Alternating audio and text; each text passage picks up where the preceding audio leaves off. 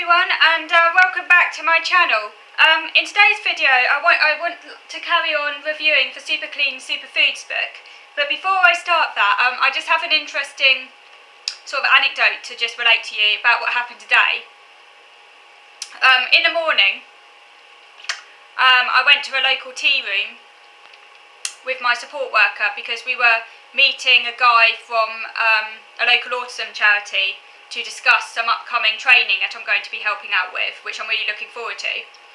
And I guess because it's an area that I'm interested in, I can get quite animated, and when I'm interested in something, my voice does admittedly get quite loud. I've often been told this. My voice does get quite loud when I'm interested in something. Anyway, so I was just talking, as you do, and the owner of the cafe came up to us, and he was really patronising. He put his hands down on the table, and he kind of like, instead of just saying, excuse me, is it okay if maybe you could speak a bit quieter, and just leaving it at that, he basically, he somehow knows that I have Asperger's. I think because I've been to a tea room before with a group of other autistic people, and somehow, yeah, he knows because one of the group is his friend or something, and he kind of just like knows via that. But he was like really patronising. He didn't have to like draw attention to it. He put his hands down on the table, and he said, I know you have Asperger's, he said, and you can't help it, and your voice sometimes gets a little bit high, and you can't always control your intonation and stuff like that. But can you please be a little bit quieter, because people downstairs are trying to enjoy their tea, and you've made some people have to move rooms because your voice is getting really loud. And but he put it in this really like patronising voice, and I was like, okay. I was like, yes, okay. And I just wanted him to, okay, just go away, please. But yeah, it's the way he said it. He didn't just say, could you speak a bit quieter? He said it in this like really kind of like patronising voice. And yeah, it was weird, if you ask me. It was quite weird, because it's like, it was a tea room. Like, people go to tea rooms to chat, and like, you know, it wasn't like a public library or somewhere like that where maybe you expect to speak a bit quieter. You know, it just seemed a bit weird, if you ask me. Particularly as you have to pay a lot of money to go to this place as well. Yeah, it's weird. So yeah, I just thought I'd relate that, because I just thought it was quite weird. I mean, I know my voice can get quite loud sometimes, but, you know, I'm not the only person who sometimes has a loud voice. There are other people downstairs who were speaking quite loud as well, and he didn't say anything to them, to my knowledge.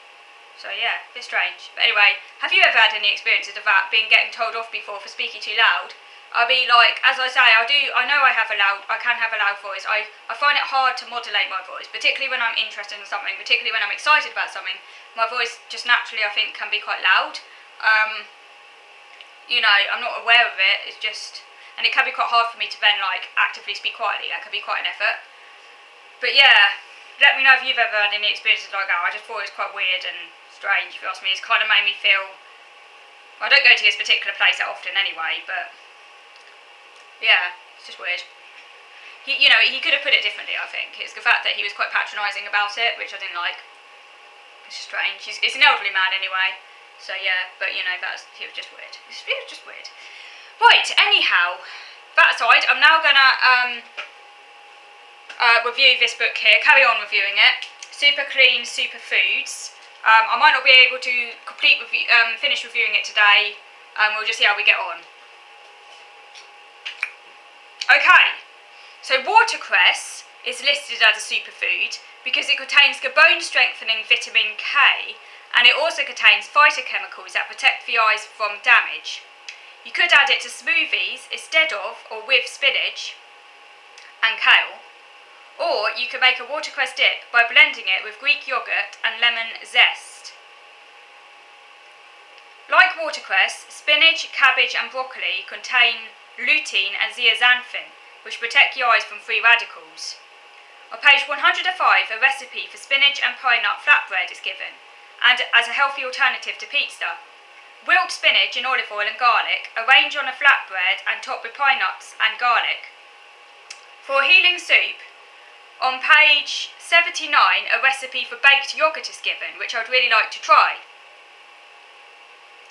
I think I gave you that recipe in last week's video, actually.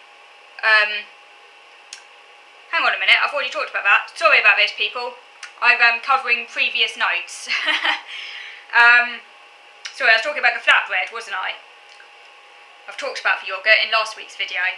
For a healthy soup, meanwhile, fry onions and garlic, add frozen spinach and stock, and cook for 10 minutes. Puree with a spoonful of Greek yoghurt. That's dead quick and easy, so you can make an interesting quick lunch.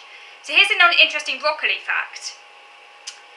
Tender stem broccoli is a variety of broccoli that was developed by crossing broccoli with Chinese kale, and it contains more vitamin C and up to 45% more glucosinolates, which are cancer-fighting phytochemicals, than other types of broccoli. For a simple soup, mix finely chopped broccoli with sautéed onion and garlic and stock. Cook 2 to 3 minutes and then puree. The vitamin K in broccoli helps the bones absorb calcium. On page 118, fresh beans are discussed. Broad beans contain the most fibre out of all the fresh beans.